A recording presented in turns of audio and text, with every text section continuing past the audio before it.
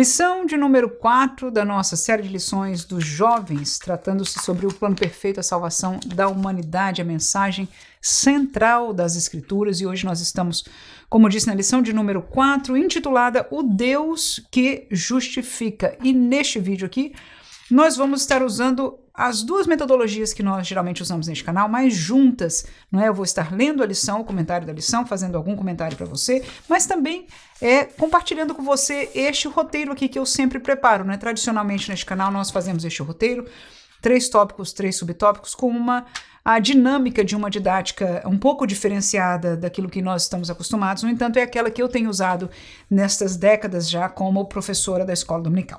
Então eu vou estar lendo o tópico completo e logo depois nós vamos estar fazendo o mesmo tópico, mas nesta maneira aqui, e vamos tentar ser dinâmicos nas duas maneiras. Então a nossa lição, mais uma vez, que é intitulado O Deus que Justifica, na página 28, nós encontramos a introdução e o primeiro tópico que diz o que é a justificação pela fé. E eu não vou estar lendo o texto bíblico porque ele vai ser usado como parte da explicação nossa aqui e nós vamos então aproveitar neste tempo para tratar deste texto.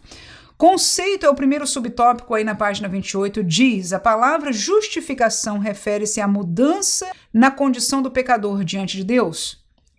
Antes estávamos mortos em ofensas e pecados, mas ao experimentarmos a justificação, nossa posição é completamente transformada. De culpados, Deus nos declara inocentes. De condenados, Ele nos absolve. Isso acontece por causa da obra satisfatória de Cristo no Calvário e mediante a fé nele. Por isso, fomos justificados pela fé e assim temos paz com Deus, é o que diz o texto de Romanos 5:1.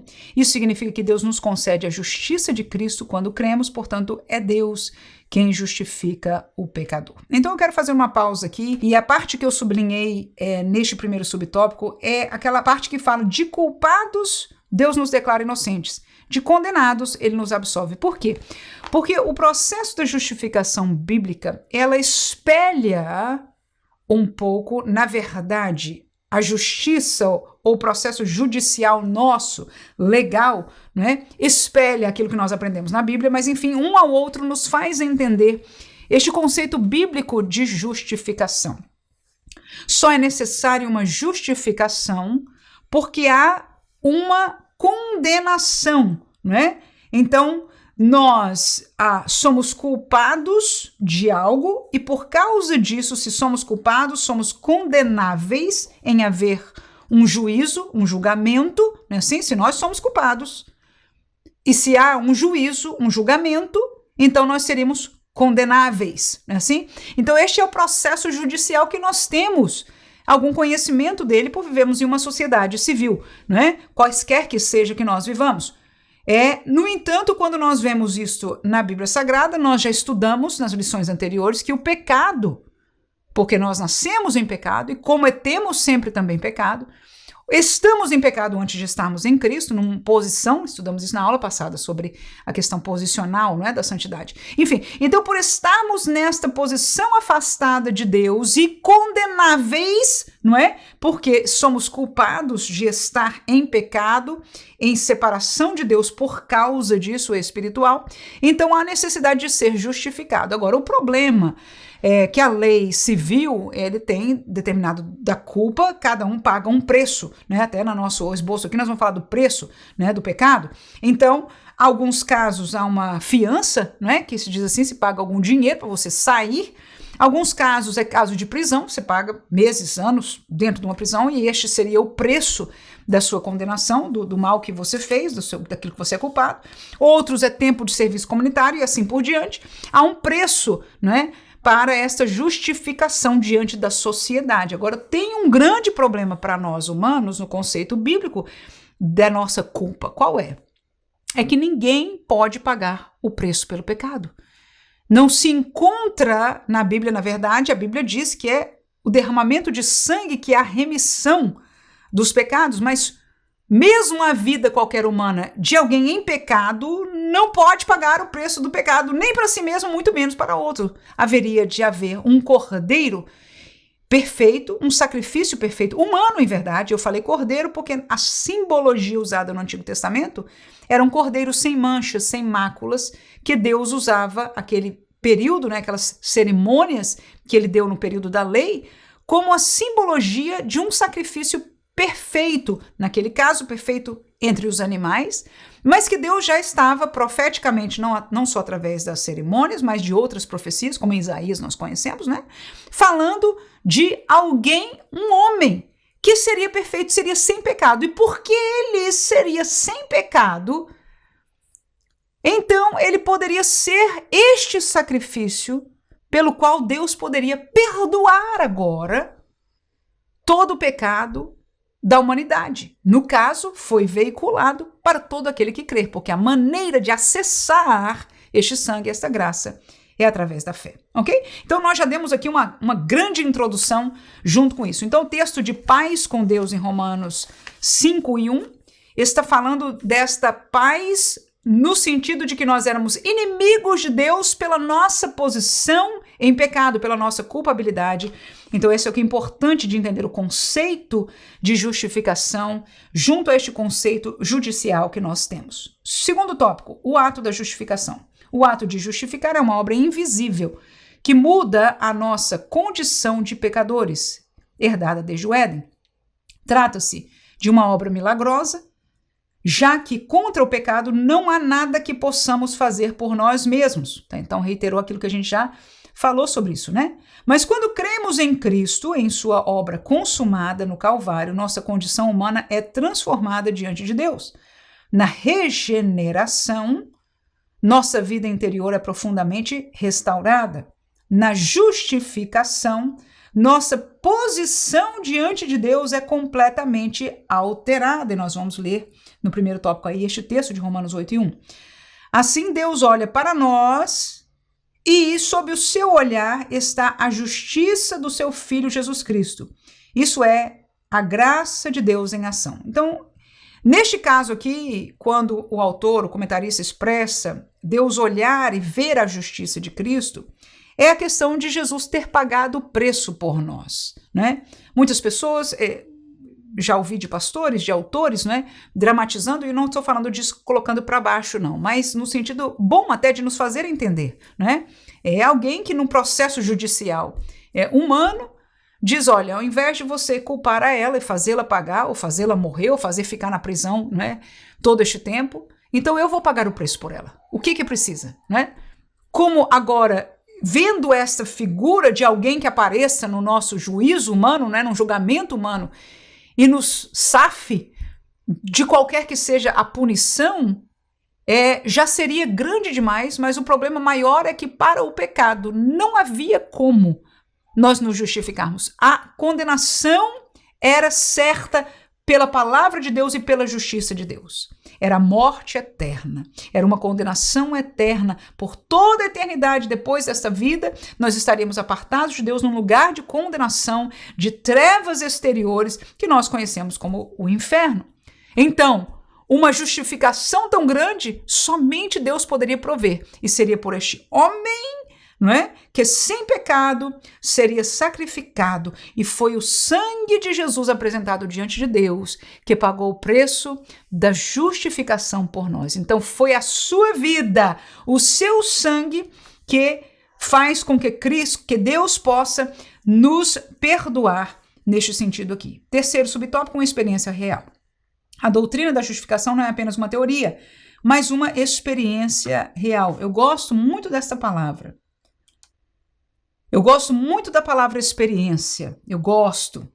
Não sempre no tocante a que as pessoas só focam nas experiências espirituais relacionadas a coisas do Espírito Santo, a falar em línguas, profecias, sentir a presença de Deus, mas também, eu não desfaço dessas porque são bíblicas, mas também, e mais importante, a experiência do novo nascimento, que nos traz reflexos na vida muito particulares. E o primeiro deles é que nós estamos agora contrários ao pecado, porque o Espírito de Deus habita em nós.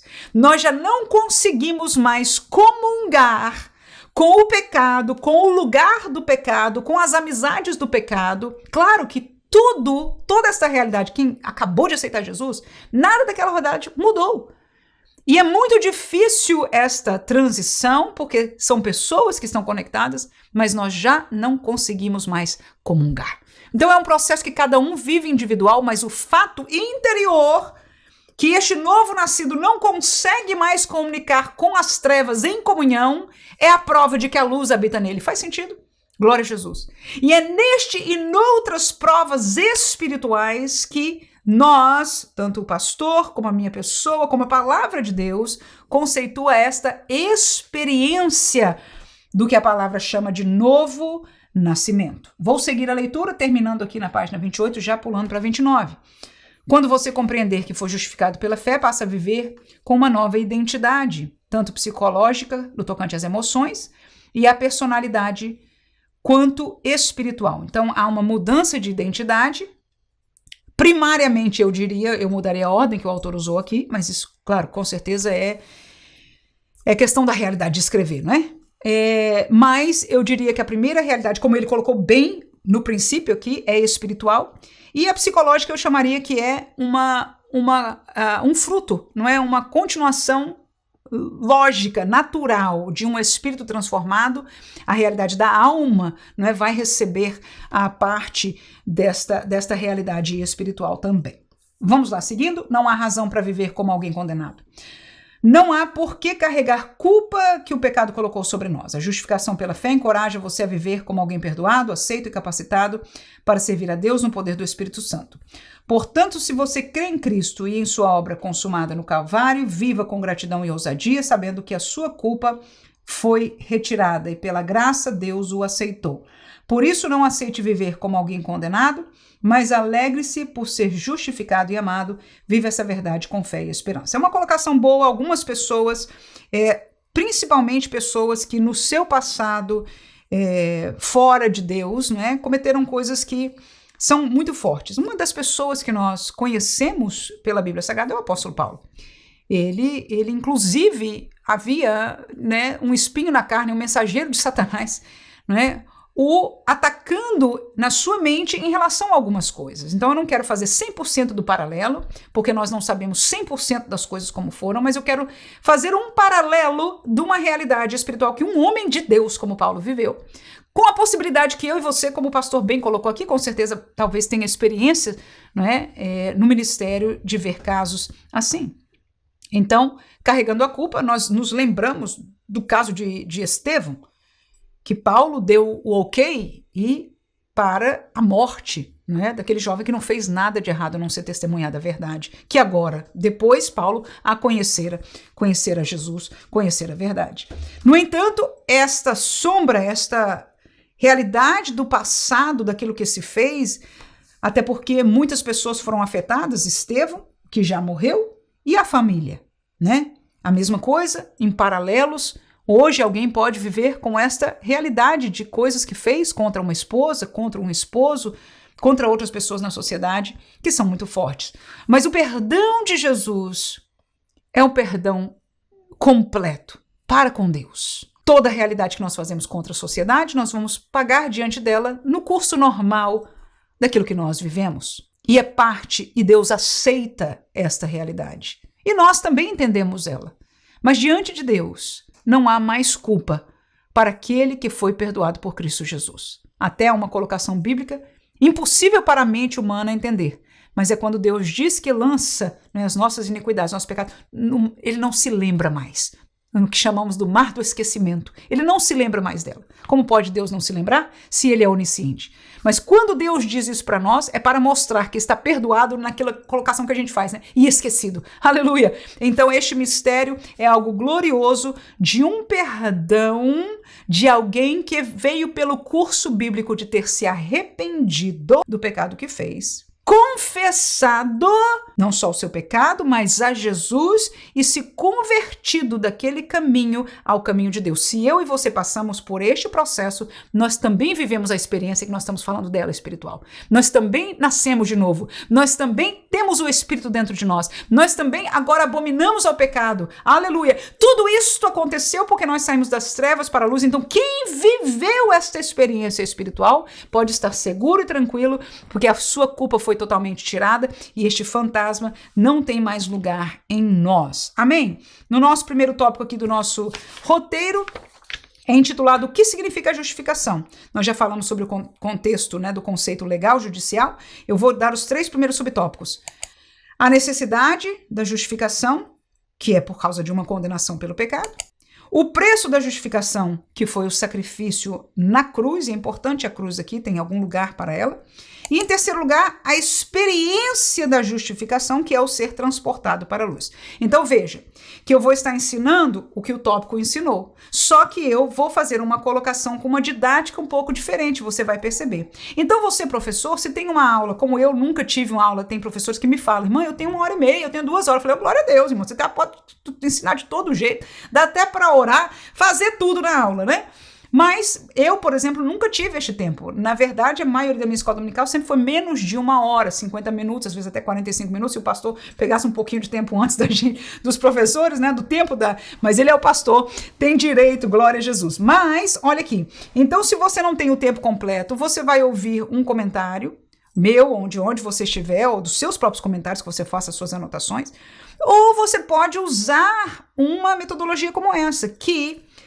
A revista fica para ser lida em casa, talvez se algum tópico você achar esclarecedor, você pode ler, mas você pode seguir um roteiro como este como critério de estudo mesmo, né? Porque você vai estar vendo aqui que eu vou usar os mesmos versículos e eu vou estar falando das mesmas coisas somente com uma didática, uma colocação, uma apresentação, não é? Um pouco diferenciada. Então vamos lá, necessidade da justificação. E qual ela é? É porque é uma condenação pelo pecado. Romanos capítulo 5, versículo 8 e 10 diz... Mas Deus prova o seu amor para conosco em que Cristo morreu por nós, sendo nós o quê? Ainda pecadores. Olha o que o versículo 10 diz. Porque se nós, sendo o quê? Inimigos. Então, pecadores e inimigos são as duas colocações bíblicas para nossa posição quando nós estávamos, ok?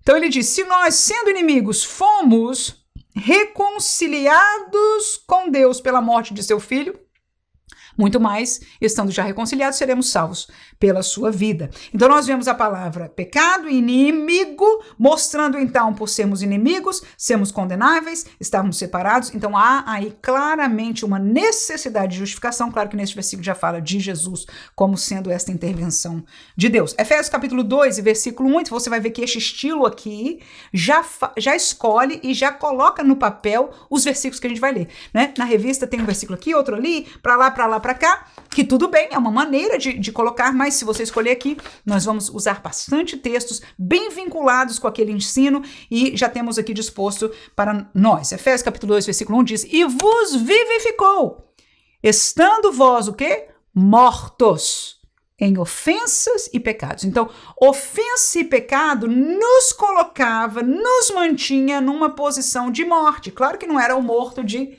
né? Porque nós estamos e estávamos vivos mesmo não estando em Cristo. Então, que morte é esta? A morte bíblica, no contexto da salvação, significa separação. Éramos separados de Deus, ok? Éramos separados de Deus. Espiritualmente estávamos mortos. Então, o processo que Jesus veio fazer, o processo da salvação, trouxe vida. Ou seja, nos vivificou, nos trouxe de volta à vida, muito mais agora que espiritualmente nós temos o Espírito de Deus habitando em nós. Romanos capítulo 5, versículo 1, ele mencionou aqui umas 2 ou 3 vezes. Diz o texto, sendo, pois, justificados pela fé, temos paz com Deus por nosso Senhor Jesus Cristo. Então, a justificação pela fé nós vamos aprender com detalhes no segundo tópico, baseado no aprendizado de Abraão, tá? Mas, quando nós falamos de ter paz com Deus, aí está ligado com a questão judicial que nós falamos, né? Então, havia uma inimizade e a justificação trouxe esta reconciliação, esta paz com Deus. Amém? Então, é este o sentido desta paz com Deus, do versículo aí. Segundo subtópico, o preço da justificação foi o sacrifício e o sacrifício na cruz. 1 Pedro capítulo 1, versículo 18 e 19 diz o seguinte, sabendo que não foi com coisas corruptíveis, como prata ou ouro, que fostes resgatados da vossa vã maneira de viver, que, por tradição, recebestes dos vossos pais. Então, o que nos resgatou? Mas, versículo 19 diz, com o precioso sangue de Cristo, como de um cordeiro imaculado, ou seja, sem máculas, e incontaminado, ou seja, sem contaminação, como nós já explicamos na introdução da aula. O paralelo cerimonial do cordeiro, Jesus Cristo é o cordeiro perfeito, o cordeiro de Deus, e o seu sangue cumpre a característica que era necessária para que houvesse a este perdão. Então, o sacrifício é o preço para a justificação. Gálatas capítulo 3, versículo 13 diz: Cristo nos resgatou da maldição da lei, fazendo-se maldição por nós. Porque está escrito, maldito todo aquele que for pendurado no madeiro. Então isso é muito interessante, porque a lei previa que quem morresse a morte de ser pendurado no madeiro, ou seja, morte de cruz, era uma morte maldita. Era uma morte maldita, era uma maldição. Ora, a lei previa essa realidade como uma maldição, e a lei, segundo o que o texto nos diz aí, que Cristo nos resgatou da maldição da lei, ou seja, a lei, ela apontava para nós o nosso erro, o nosso pecado. A lei mostra a verdade de Deus, a justiça de Deus, e ninguém, nenhum homem conseguiu obedecer perfeitamente à lei. Portanto, a lei traz automaticamente maldição sobre nós, porque ela nos faz culpados pela nossa desobediência. Então, Cristo nos resgatou da maldição que a lei nos provava judicialmente, como se fosse num julgamento. A lei diz, olha, tá aqui a cláusula que você errou, ok? Então, nós nos tornamos maldição, mas ele se fez maldição por nós pelo estabelecimento de Deus, que disse, maldito quem é pendurado no madeiro. Então, este cordeiro não só necessitava derramar o seu sangue, mas ser maldição em nosso lugar.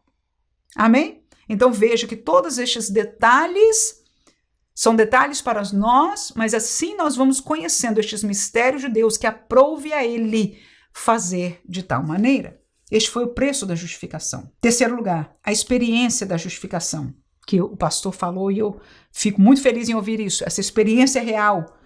Nós fomos transportados para a luz. Colossenses capítulo 1, versículo 10, depois saltaremos para o 12 ao 14, diz: para que possais andar dignamente diante do Senhor, agradando-lhe em tudo, frutificando em toda boa obra e crescendo no conhecimento de Deus, dando graças ao Pai, que nos fez idôneos para participar da herança dos santos na luz. Ele nos tirou da potestade, do poderio das trevas. Ele, o Pai, nos tirou e nos transportou para o reino do Filho do seu amor, em quem temos o Filho do seu amor, temos por ele a redenção pelo seu sangue, a saber, a remissão, o preço pelos pecados. Aleluia! Então, o fruto que no versículo 10 falamos dele, de quem já está na luz, vem pela realidade de nós termos aceitado, recebido, né? Transportados pela verdade, pela fé em Cristo Jesus, aquele que pagou o preço, Jesus pagou o preço, pela fé nele, nós fomos transportados de um reino, de uma realidade, de um poderio espiritual. Gosto de falar isso, porque como nós precisamos viver como igreja, realidade espiritual. Isso aqui não é teoria. É uma verdade teórica bíblica, mas que é para ser vivida. E não é só num experimentar humano, mas espiritual. Que o ser humano tem o espiritual, mas nós não temos conhecimento a não ser que vivamos para entender esta realidade. Nos transportou para a luz, para o reino do Filho do seu amor. Amém? E agora o fruto, no versículo 10, nós lemos, você pode voltar lá depois para ver esta realidade de transformação na vida. Então é uma experiência que traz frutos de um novo homem. Romanos capítulo 8, versículo 1, que também foi mencionado algumas vezes pelo autor, diz, portanto, agora, nenhuma condenação há para os que estão em Cristo Jesus, que não anda segundo a carne, mas segundo o Espírito. Está aí. Então não há mais condenação para quem se escondeu, para quem creu, para quem aceitou, para quem converteu-se do mundo e veio para Cristo. Mas não só invocou o nome de Jesus, não só creu no nome e na obra de Jesus, mas que não andam segundo a carne, mas segundo o Espírito. Porque este Espírito agora transformado, está aí, a experiência, uma experiência real, um nascimento espiritual. Nós já comentamos um pouco de detalhes sobre isso, eu não vou voltar, mas é uma realidade bíblica para nós. Amém? Então queremos não ser condenados, permanecer neste caminho, nós temos que agora viver em espírito e não mais andar segundo a carne. Que obra é esta que acontece naturalmente para quem se converteu, para quem teve a experiência, e agora nós precisamos somente manter. Amém? Já entramos. O milagre, o mistério, o grande evento da salvação, de entrar neste caminho cuja porta é Jesus, já aconteceu. Se fomos transformados, se fomos salvos, agora nós temos um caminho. Quem se lembra como é que é esse caminho? Largo ou apertado? Que conduz à salvação? Isso, apertado. Então, é isso aí, nos manter, não é? Como é que é? Por que é apertado? É porque não é mais segundo a carne. Amém? Mas segundo o Espírito. Segundo tópico, aprendendo com Abraão sobre a justificação. Mas antes de eu ler o meu tópico aqui, vamos ler o que o comentarista deixou para nós. O exemplo do pai da fé. Deus justificou Abraão, tópico número 2. Em Romanos 4, 1-8, o apóstolo Paulo usa o exemplo de Abraão para ensinar a doutrina da justificação pela fé. O texto explica que muito antes da lei ser dada, Abraão já havia crido em Deus. Lembra que a lei veio por Moisés, né? E o texto de Abraão é bem antes. E por causa dessa fé, Deus o declarou justo. Nós vamos ler os textos depois aqui no nosso roteiro. Isso mostra que o ensino bíblico de ser salvo pela fé não começou no Novo Testamento. Desde o Antigo Testamento, Deus já estava revelando que o caminho da salvação não depende do que fazemos, mas da fé nele. Abraão não foi escolhido por merecimento, mas porque confiou em Deus. Nesse contexto, a fé ocupa um lugar central no plano divino de salvação. Muito verdade, nós vamos ver pelos versículos bíblicos aqui. O que salvou Abraão, que Deus o justificou, foi pela sua fé, não é isso? Mostrando, dando luz à realidade da fé, mesmo no contexto do Antigo Testamento. E o contexto da salvação também no Antigo Testamento, porque alguns às vezes me criticam por falar, mas é bíblico, né? Graças a Deus que estamos estudando aqui também. Segundo subtópico, o lugar da fé. No plano divino, tanto o crer como o agir tem lugar na obra da salvação. Sempre. Tanto o crer do coração como o agir. Confessar, se converter, dar frutos, tudo tem lugar na obra da salvação. No caso de Abraão, a fé dele foi determinante para a sua justificação diante de Deus. Contudo, seus atos também fazem parte dessa economia salvífica, como expressão concreta da fé. Eu sublinhei essa palavra aí, porque combina com o que o Tiago fala para nós, né? E eu também coloquei no nosso roteiro aqui, eu coloquei como a obediência comprovando a fé, né? Dando testemunho da fé de alguém. Sim, Abraão só deixou, eu terminei a 29 aqui, vou para 30, sua terra, ele só deixou sua terra porque primeiro creu na promessa de Deus. Na justificação, o princípio é o mesmo. Primeiro se crê, depois o justificado manifesta por meio de sua conduta os frutos dessa fé. Por isso a fé ocupa um lugar central, e eu marquei isso aqui bem grande, a fé ocupa um lugar central no ato divino de justificar o pecador. Verdade divina. Ela é o gesto de plena dependência de Deus para viver neste mundo. A fé é um mistério também, é um mistério. E que é criado em nós, é germinado em nós pela palavra de Deus. A fé vem pelo ouvir e o ouvir pela palavra de Deus. E o Espírito Santo usa a palavra de Deus para convencer e para nos ajudar neste processo da fé. Mas somos nós quem cremos. Somos nós quem aceitamos. Somos nós quem nos submetemos. É em nós que frutificamos, porque apesar do Espírito frutificar naturalmente, somos nós quem permitimos ou, né, vivemos esta realidade. Então há o agir também. Terceiro, o sentido prático dessa doutrina. A principal implicação desse ensino é que a salvação não se baseia em uma performance meramente religiosa, sem vida e mecânica. E eu sublinhei essa frase, porque é uma realidade que nós temos que parar um pouquinho para pensar, não é? É claro que quando se lê assim, a gente sempre vai estar na defensiva e dizer, não, claro, eu não sou religioso, eu tenho fé, eu sinto e etc, etc. Mas temos que olhar isso aqui e dizer para nós mesmos, Manuela, cuide para não virar mecânico, para não ser mais um culto, mais um louvor, mais uma pregação, mais uma semana, mais uma oração, né? Mesmo na salvação, eu já sei que eu sou salvo, tá tudo certo, uma realidade comum, aceitada, sem vida em si mesmo. A realidade da salvação, ela é uma bênção, mas ela traz por natureza, pela vida do Espírito, o relacionamento com Deus. E este relacionamento é vida, ele é progressivo, ele é bom, ele não deixa ficar uma estagnação. Então vou seguir aqui. Nossa salvação está firmada em uma confiança viva em Jesus Cristo. Por isso essa fé não é passiva, inerte ou morta. Ela produz frutos visíveis na maneira de viver. E nós falamos disso no tópico passado, né?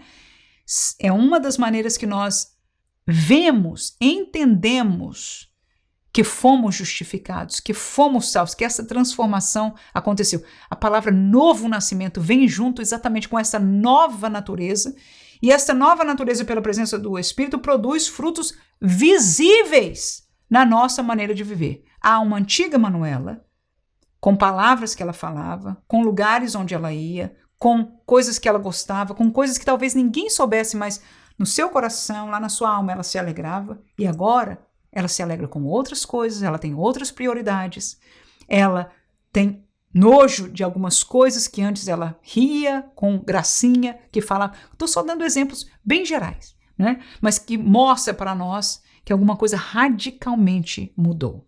Se não mudou, se nós só aceitamos que Deus é bom para mim, Ele me salvou, vai levar para o céu, e nada mudou, nós, inclusive, estamos praticando sempre o pecado, indo aos lugares do pecado, convivendo com as pessoas em pecado sem sentir absolutamente nada.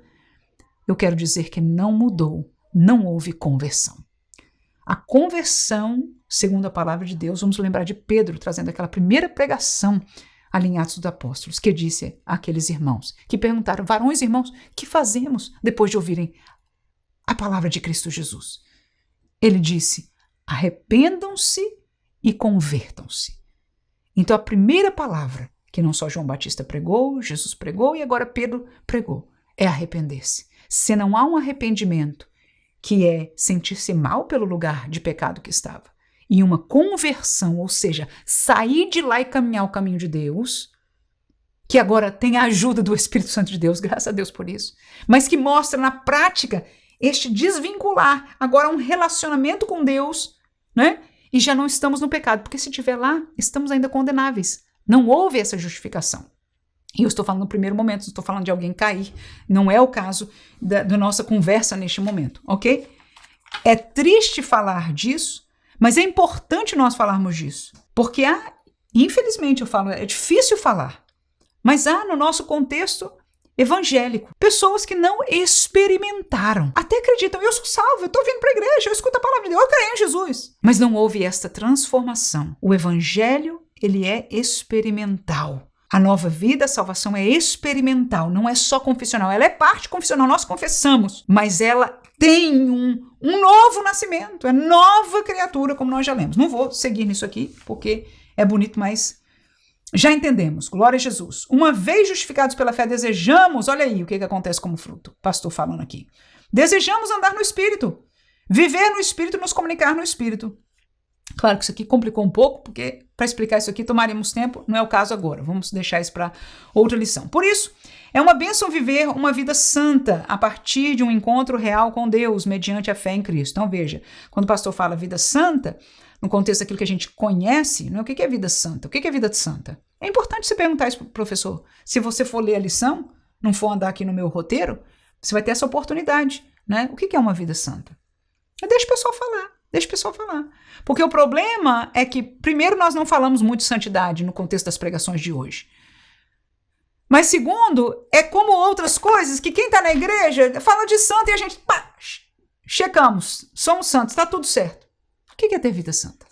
É uma pergunta interessante, nós não vamos também trazer um estudo sobre isso agora, mas vale a pena, porque nessas perguntas o Espírito Santo muitas vezes redargue, né? Encontra lugar no coração de quem sinceramente pensa nisso. E aí você dá uma oportunidade, pede para 2 pessoas falarem. Você até nomeia o primeiro, é você, irmão, quer falar. E não precisa falar, a pessoa vai ficar assustada. Não. Então algum irmão que queira. Né? Se assusta um pouquinho, depois você solta a corda, né? Porque não é para deixar ninguém incomodado, mas para chamarmos atenção, não é? Para participação, inclusive, e assim de uma maneira bem boazinha, não é? A gente empurra, fala, é você, irmã, fulaninha. Então, não, tudo bem, aí passa para outro. Quem gostaria de nos ajudar? Alguém vai. E assim, todos vão parar para pensar, né? Um pouquinho, e nisso nós estamos todos ganhando, porque estamos pensando nas verdades de Deus. Então ele diz que é bom viver uma vida santa. Por outro lado, estou no fim aí da página 30, é uma maldição tentar aparentar uma vida santa sem ter experimentado a salvação, a regeneração e a justificação em Cristo. Neste caso, em vez de uma vida autêntica, o que resta é religiosidade vazia, profanação e autoengano. Temos vivido uma fé que transforma ou só tentamos manter uma aparência de fé. Eu fui jovem na igreja e algumas vezes eu vi essas realidades, né? A gente é conversando com os amigos lá, os assuntos e etc. E quando chega na igreja, é outra cara, fecha o olho, tá tudo, né? É mais espiritual. Me lembro de numa igreja, por acaso não era minha, eu fui visitar uma amiga minha, a gente estava na igreja, não vou falar contexto de que igreja, nada. Mas eu me lembro delas, meninas, conversando, falando, quando é culto de Santa Ceia, se a gente não vier vestida assim, o pastor vai falar de púlpito. Então, são coisas que não são assumidas por nós, algumas vezes jovens, algumas vezes adultos, mas que parece que nós somos forçados. Então nós vivemos por uma religiosidade e não porque nós entendemos ser esta vontade de Deus. E este caminho, como ele diz aqui, que palavra que ele usou aqui? É maldição. Talvez eu não usasse essa palavra, mas é difícil e é errado, irmãos. É errado. Deus não quer isso de nós. Deus quer a renúncia. Deus quer nova vida. O que é, às vezes, totalmente contrário daquilo que a gente pensa que a gente quer. E que a gente quer, em verdade, humanamente, carnalmente falando. Mas quando nós vivemos isso por uma transformação de Deus, por algo que Deus nos faz, enfim, ver, porque quando nós queremos a carnalidade, me entenda, por favor, eu não estou julgando. Mas vamos tentar olhar pela ótica de Deus. Aquilo que Deus vê claramente, a gente talvez até não veja, mas ele vê que é carnalidade. E Deus nos quer tirar daqui, nós não queremos. Mas se Deus nos fizer ver, se nós nos humilhamos, se nós pedimos, se nós nos submetemos, e neste processo de relacionamento com Deus, Deus nos faz ver, eu quero assegurar a você que quando você vê e você tem este coração de temor para com Deus, algo vai mudar dentro de você e você vai ter prazer em viver, por mais sofrido que seja. Várias vezes eu uso essa palavra. Eu dizia, olha, irmãos, eu não queria que fosse assim. Algumas vezes eu sofri em deixar, em fazer. No entanto, hoje eu tenho prazer. Mas não vou dizer que em todas as coisas, de vez em quando, ainda não encontro. Entre a minha carne e o querer de Deus, alguns encontros aí. Então é normal da humanidade. Mas nós, como filhos, como santos, como servos, como justificados, devemos nos lembrar da posição que nós estávamos, do preço desta justificação e da que ele nos colocou. Vamos ao nosso roteiro aqui, aprendendo com Abraão sobre a justificação. A fé em Deus justificou Abraão. Segundo, a obediência comprovou a fé de Abraão. E terceiro, o relacionamento real de Deus com Abraão. A fé em Deus justificou Abraão, Hebreus 11:8. Pela fé, Abraão, sendo chamado, obedeceu, indo para um lugar que havia de receber por herança e saiu sem saber para onde ia. Então essa foi a primeira comprovação da fé de Abraão. O que o texto de Gálatas 3:6, vamos ver o que diz aí. É o caso de Abraão, que creu em Deus e isso lhe foi imputado como justiça. Então nós aprendemos da história de Abraão, que Hebreus só reconta, né? A história foi lá no Gênesis, que Deus chamou Abraão, você se lembra disso? É Gênesis 12, né? Sai da tua terra, do meio da tua parentela, para uma terra que eu te mostrarei. E ele creu neste Deus. E saiu, né? Então é isso que Hebreus está falando. Ele obedeceu. Ele creu neste Deus e obedeceu. E aí, Paulo está falando aos Gálatas que ele creu em Deus e foi isso que justificou-o diante de Deus, a justiça diante de Deus foi por causa da sua fé. E é o que a Bíblia nos ensina. A obediência, portanto, comprova a fé. Nós já vimos uma obediência, agora vamos ver outra. Gênesis 22.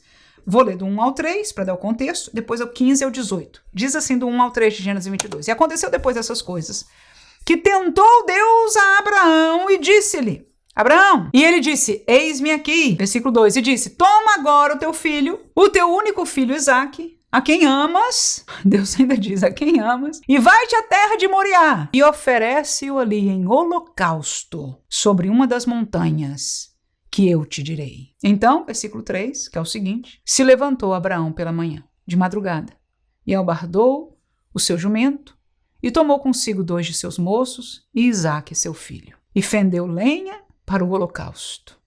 E levantou-se e foi ao lugar que Deus lhe dissera. Então está aí, irmãos. Vamos ver daqui a pouco o 15. Mas Abraão nem perguntou para Deus mais nada. Deus disse holocausto, você sabe o que é holocausto, né? É oferecer, é matar e queimar. Para oferecer o morto queimado, né? O sacrifício para Deus. E Deus, até aquele momento, e mesmo depois na lei, recebia holocausto de animais. Mas aqui ele pediu a Abraão, seu filho único desta promessa, né? Em holocausto. E ele foi, sem questionar. Vamos ao versículo 15 a 18. Diz o seguinte: Então o anjo do Senhor bradou a Abraão pela segunda vez desde os céus e disse: Por mim mesmo jurei, diz o Senhor, porquanto fizeste esta ação, e não me negaste o teu filho, o teu único, que deveras te abençoarei e grandissimamente multiplicarei a tua semente, como as estrelas dos céus e como a areia que está na praia do mar, e a tua semente possuirá a porta dos seus inimigos, e em tua semente serão benditas, mais uma vez ele vai dizer isso, né? Todas as nações da terra, porquanto obedecestes a minha voz. Então a obediência comprovou a fé de Abraão, porque nós não lemos a história aqui. Ele foi, levou o menino ainda questionou, ele disse, não se preocupe, Deus vai prover o cordeiro. Ele amarrou o menino, ele botou o menino na pedra, ele pegou o cutelo e ele ia descendo o cutelo quando se ouve a primeira vez que a gente leu aí, né, do 15, diz, a voz bradou pela segunda vez. Eu acho que a gente vai ler da primeira vez daqui a pouquinho, ok? E aí ele fala, porque obedeceste. Então, a fé de Abraão foi comprovada pela sua obediência, e é assim que funciona. Nós gostamos de dizer eu tenho fé? Nós gostamos de entender e pensar que temos fé? Nós gostamos de exercitar a fé daqueles que dizem, tenha fé e vamos orar agora, e vai acontecer. E a gente, oh, aleluia, eu também. Não estou criticando, estou dizendo eu também. Mas quando a fé está relacionada a andar sobre as águas, quando a fé está relacionada a sacrificar algo que eu amo, aí é, como a gente diz, né, são outros 500. Mas é a obediência que verdadeiramente prova a nossa fé. Aleluia! O relacionamento real de Deus com Abraão, Gênesis 22, versículo 8 e versículo 12. E disse Abraão, Deus proverá para si o cordeiro para o holocausto, meu filho. Assim caminharam ambos juntos, porque o menino tinha perguntado, cadê o holocausto, pai? Tem tudo aqui, tem lenha, tem tudo. Ele respondeu isso. Versículo 12. Então disse, foi a primeira vez que Deus falou, a primeira voz diz, não estendas a tua mão sobre o moço, e não lhe faças nada, porquanto agora sei, aleluia. Olha Deus dizendo, testemunho diante de Deus. Agora sei que temes a Deus e não me negaste, é Deus falando, não me negaste o teu filho, o teu único. Então este é o relacionamento real de Deus com Abraão. Um Deus que prova, mas que não deixou ele oferecer. Ele iria. E deu a prova, ele iria e ele estava fazendo mesmo, porque o texto em Hebreus vai dizer que o raciocínio de Abraão era que mesmo que ele matasse seu filho das cinzas, Deus podia tornar a fazê-lo viver. Este era o coração e a fé de Abraão. Ele não pensava que Deus ia parar antes de matar, não. Deus pediu o holocausto, para ele, Abraão, ele ia oferecer, ele ia matar o menino, ele ia ver o menino queimado. Mas a fé dele dizia, das cinzas, o meu Deus pode me dar de volta o filho da promessa. Aleluia! Mas para surpresa de Abraão, e nós também, aleluia, a voz bradou antes que o cutelo descesse, mas a fé foi provada, aleluia, e comprovado que ele teme a Deus. Por quê? Pela ação de não ter negado o seu filho. Tiago capítulo 2, versículo 23, que diz, cumpriu-se a escritura que diz, e creu Abraão em Deus, e foi-lhe isso imputado como justiça, e foi chamado, o que diz aí? O amigo de Deus, está aí. Então o relacionamento de Deus com Abraão, depois que ele creu em sair de Ur dos Caldeus, Depois que ele provou também oferecer o seu único filho, filho da promessa, filho da sua velhice. Então o texto diz, bíblico, ele foi chamado o amigo de Deus. O amigo de Deus. Este é o relacionamento de Deus com este homem que viveu uma fé baseada na obediência, de obra, de prática, de vida, de relacionamento, de temor. Isaías 41, versículo 8 ainda diz, mas tu, ó Israel, servo meu, tu Jacó, a quem elegi, semente de Abraão, meu amigo. Então está aí o que nós aprendemos e nós sabemos que é Deus conosco, não só com a igreja, mas individualmente. Tudo o que ele fez é para reatar um relacionamento com Deus. Deus quer se relacionar conosco, como eu digo, não um relacionamento. Minha mãe dizia, só venha a nós e o teu reino nada. É claro que isso é uma expressão, mas que nós entendemos por ela só de um lado, né? Que nós queremos as bênçãos de Deus, que nós queremos tudo de Deus, nós queremos a presença de Deus, queremos o Espírito de Deus, queremos ser usado por Deus, mas é como se a gente quer isso, mas também quer o mundo, também quer a prosperidade, também não queremos deixar nada no altar. E este não é o Deus da palavra. Não é o Deus que nos justificou, o qual nós estamos aprendendo nessa lição. Terceiro tópico, as consequências práticas da justificação. Vamos ler aqui rapidamente. O livramento da culpa e as consequências eternas do pecado. É o título que o comentarista nos deixou. Primeiro, a justificação traz um grande livramento. A doutrina bíblica da justificação pela fé traz consigo o livramento da condenação eterna. O principal, irmão. Posso sublinhar isso aqui? Nós já falamos isso em lições passadas. Continua sendo, porque é o que a Bíblia diz. Bendita escola dominical. Bendita CPAD que ainda publica. Não estou dando crédito ao homem, estou dando crédito à palavra de Deus e agradecendo, porque ainda há homens que, apesar de todas as fraquezas, porque todos têm, ainda estão fiéis suficiente para dizerem, imprimirem essas verdades e passarem para nós, o povo de Deus. Porque, pelo jeito das coisas que eu vejo, eu não sei em quanto tempo nós teremos em nossa mão materiais dados a todos na igreja que ensinem essas verdades espirituais. Que Deus nos guarde para que sejamos assim até o fim, como denominação e individualmente congregações, em nome de Jesus. Então, o mais importante da doutrina da justificação é por causa do livramento da condenação eterna, ou inferno, e da culpa que o pecado impõe sobre a vida humana. Vivemos em um mundo onde não faltam pessoas prontas para acusar, nem circunstâncias arquitetadas pelo inimigo para escravizar vidas, vícios, traumas, erros e conflitos familiares. Ou seja, isso é o dia a dia da humanidade. Tudo isso revela situações e ambientes em que o domínio do pecado ainda atua. Isto é uma palavra bíblica, o domínio do pecado. Vou falar no meu tópico aqui. Mas aqueles que estão em Cristo, uma vez justificados pela fé, já romperam estas amarras e foram completamente libertos. E vamos falar os versículos bíblicos, como eu disse, depois. Segundo subtópico, livres da culpa. A culpa causada pelo pecado oprime muitas pessoas. Ele está voltando, né? Aquele tema que ele tocou antes, que vivem aprisionadas no passado, marcadas por palavras ditas e ouvidas em meio a conflitos familiares. Outras permanecem paralisadas no presente por causa das acusações relacionadas aos erros cometidos na vida.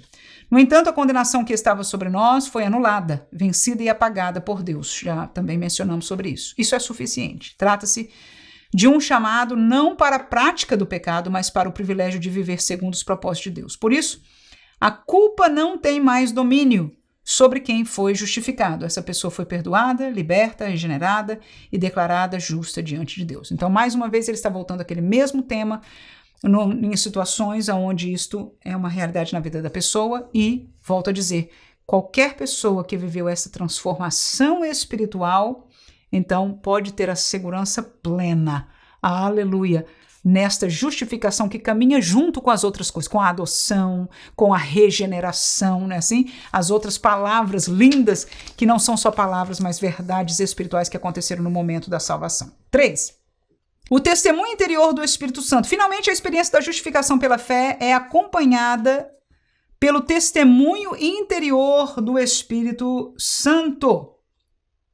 O jovem que compreende essa realidade espiritual, e claro que eu tinha que marcar essa palavra, né?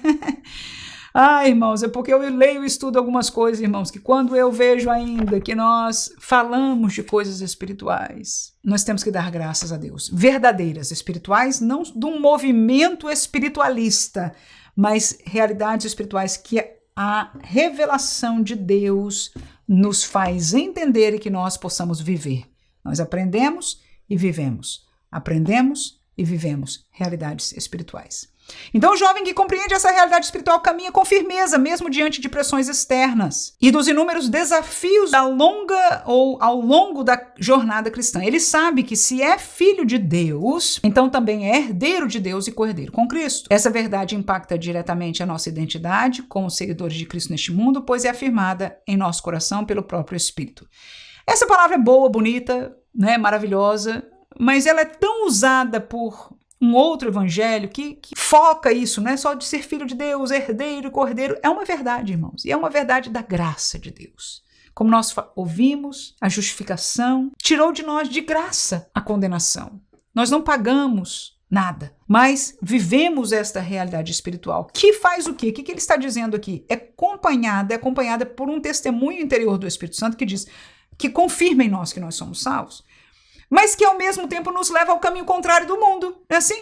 Então, enquanto nós andávamos para um lado, agora convertidos, nós andamos para cá com a ajuda do Espírito Santo. Então, a nossa identidade, como ele fala aqui depois, mudou. Nós somos outra pessoa. Uma identidade nova significa ser outra pessoa. Até tem filme, né, que fala de identidade forjada, etc. Você vai para um outro país, você teve um problema aqui, você vai para outro país com uma identidade falsa. Né? Por favor, eu espero que a segurança do YouTube, não sei o que, não me pegue pensando que eu estou falando isso em favor. Não, eu estou dizendo de um cenário, né? Então, a pessoa fizer isso, significa que a pessoa vai aparecer lá e viver debaixo de um novo nome. Às vezes, né, em filmes a gente vê isso, uma nova identidade, uma outra profissão, etc, etc, etc. Nós temos uma nova identidade em Cristo. Então, esta é uma realidade espiritual de algo que se transformou, e quando isso acontece, irmãos, há um testemunho espiritual em nosso coração. Este testemunho de nós sermos salvos e até desta ajuda do Espírito Santo de dizer, olha, você agora não vive assim. Isso está errado porque você é salvo, você é de Cristo. Isso vai magoar ao Senhor, né? Tem ciúme de nós, o texto, a palavra usa isso. Ciúmes de nós, né? Com certeza em relação às coisas do mundo. Então terminamos aqui o nosso comentário. O último tópico da nossa lição é consequências práticas da justificação, livre do domínio do pecado. Eu falei que essa palavra é bíblica, nós vamos ler o texto, que é falando do poder espiritual contra o pecado, ou seja, nós hoje temos poder espiritual em nós contra o pecado, livre da culpa pelo pecado, trata-se de uma nova vida espiritual, e livre para a vida apartada do pecado, trata-se da transformação espiritual. Eu já expliquei sobre isso, vamos ler os textos. Romanos 6, 14 a 16 é livre do domínio do pecado. É um poder espiritual. O texto diz, porque o pecado, olha as palavras bíblicas aí, não terá domínio sobre vós, pois não estáis debaixo da lei, mas debaixo da graça. Pois que? Pecaremos porque não estamos debaixo da lei, mas debaixo da graça? De modo nenhum. Não sabeis vós que a quem vos apresentardes por servos para lhe obedecer, sois servos daquele a quem obedeceis? Ou do pecado para a morte, ou da obediência para a justiça? O que isso mostra aí? Por que eu botei todos estes versículos? O primeiro já seria suficiente, a primeira parte do versículo, né? O pecado não tem mais domínio sobre vós. Aí ele acrescenta uma coisa que alguns dizem, é isso aí, porque nós não estamos mais na lei, mas na graça. Né? A lei que ficar falando que a gente está ocupado, a lei que legalista. Estamos na graça. Amém? Aí Paulo, sabiamente usado pelo Espírito de Deus, diz assim, então viver pela graça é poder pecar de vez em quando? É poder estar no pecado, brincando com o pecado? Ele diz de maneira alguma. Aí ele explica a realidade espiritual no último versículo que nós lemos, porque ele diz que agora Deus nos deu o poder, mas eu e você podemos decidir, como Adão pôde, como está a liberdade de escolha, Deus nunca tirará de nós, enquanto houver vida. Agora, a quem você se apresentar como servo para obedecer, você vai se tornar servo dele. Se você se apresentar como servo do pecado para a morte, você vai ser servo do pecado. De novo. Ou se você se apresentar à obediência para a justiça, serás servo de Deus. Então qual é a sua escolha? Ok? Glória a Jesus. Então agora, mais uma vez, estamos livres. A diferença é que quando nós não estávamos em Cristo, o pecado nos dominava e nós não tínhamos poder sobre ele, poder espiritual. Agora a gente tem. E agora a decisão continua. Agora, livremente, agora a decisão está nas nossas mãos. O que nós vamos fazer? Glória a Deus. Quem gostou deste versículo? Pode dizer amém? Aleluia. Apocalipse 20, versículo 12 e 15 diz: E vi mortos, grandes e pequenos, que estavam diante do trono. E abriram-se os livros. Isso é o trono branco, irmão. O último juízo de Deus. E abriu-se outro livro. Abriu-se os livros aqui. E abriu-se outro livro que é o da vida. E os mortos foram julgados pelas coisas que estavam escritas nos livros, segundo as suas obras. Então presta atenção. Estes livros estavam falando do quê? Das obras de todo mundo que estava sendo julgado.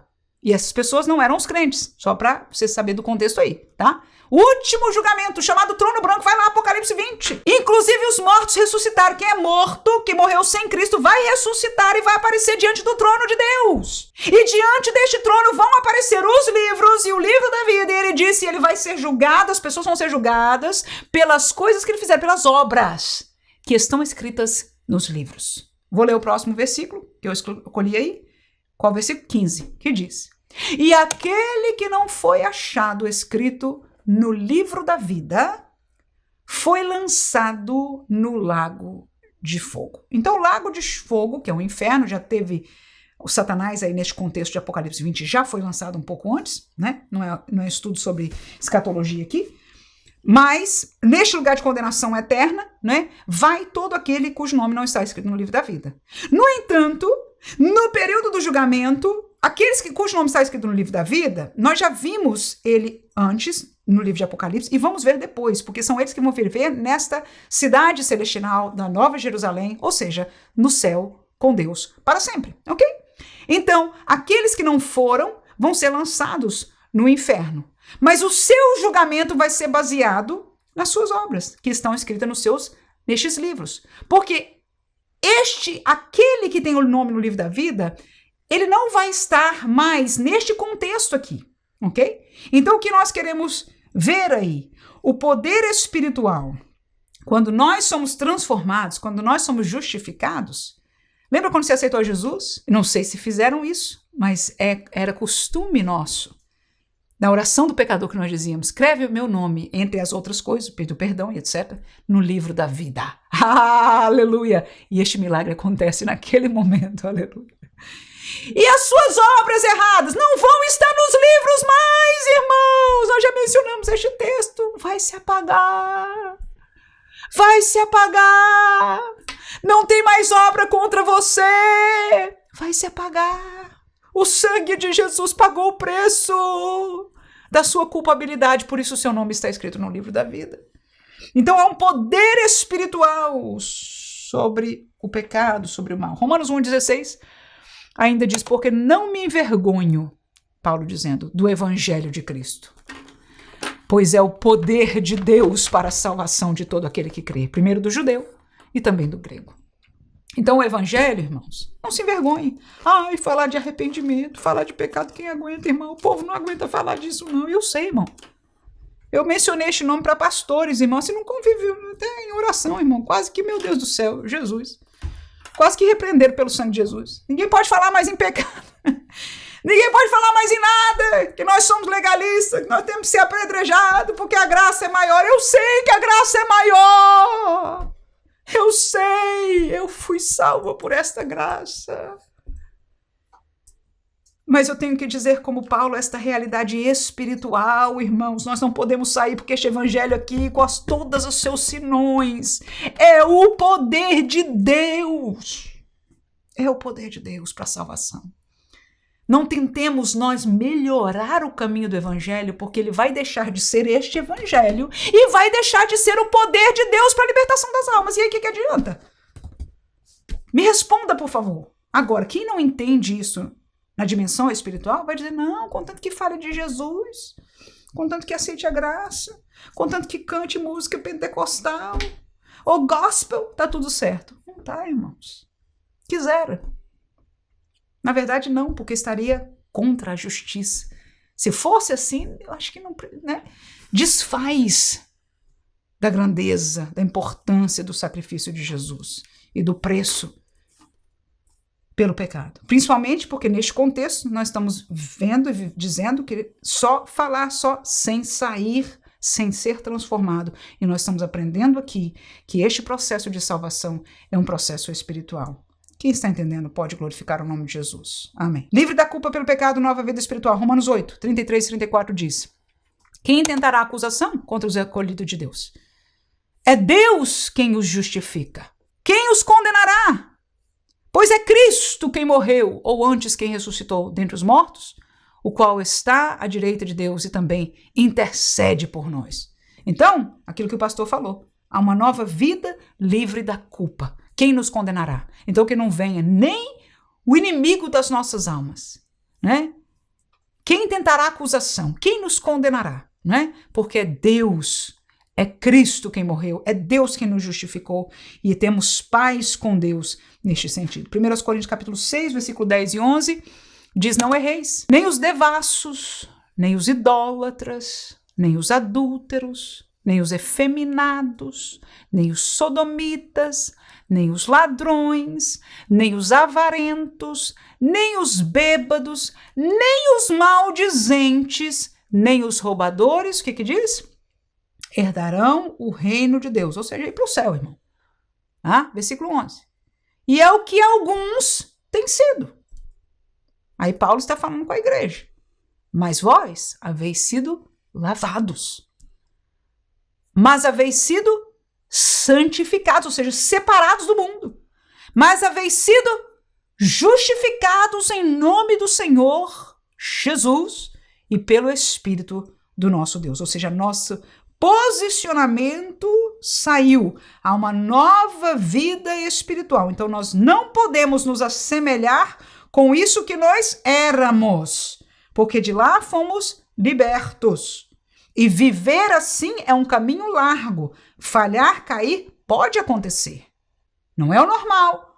Não deve ser sempre. Porque se é todo dia, se é viver numa dessas situações, é viver em pecado. É diferente. Mas agora nós somos já, não é, transportados. Temos essa experiência de uma nova vida espiritual. 2 Coríntios capítulo 5, versículo 17 diz: assim que se alguém está em Cristo, e estar em Cristo é tudo isso que a gente falou até agora, é uma nova criatura. Aleluia!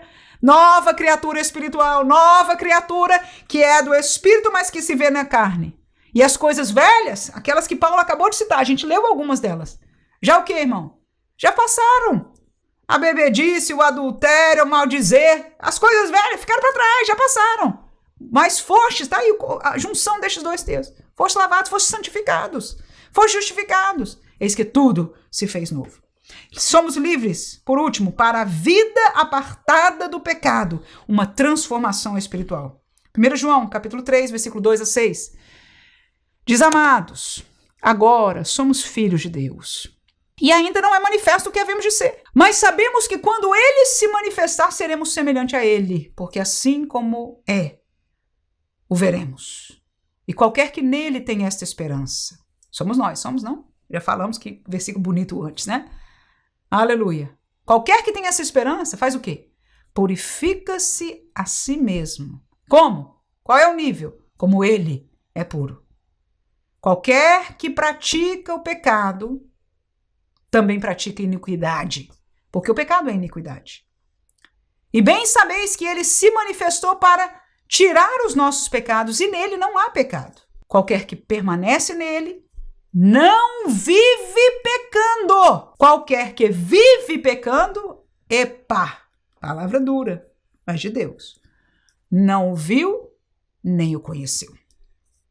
Então, se alguém está num contexto evangélico e vive pecando, não teve este novo nascimento, porque não é compatível.